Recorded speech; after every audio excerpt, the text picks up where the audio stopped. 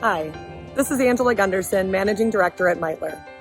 Powered by Collegium and with my partner companies, Rotolo Associates and Averill Fundraising Solutions, I wanted to bring to you today a video about planning.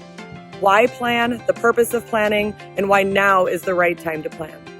I'm here at Mount Aloysius College in Crescent, Pennsylvania, where we're doing a kickoff event for the Diocese of Altoona-Johnstown on a strategic growth plan for schools. So why plan?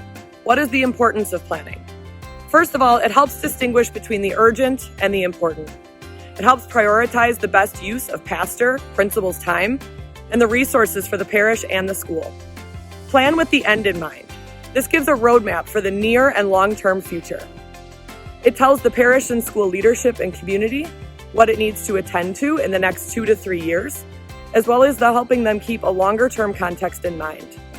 It teaches the community about the mission of the Church Universal, of the diocese, of the parish, of the school. It articulates a vision.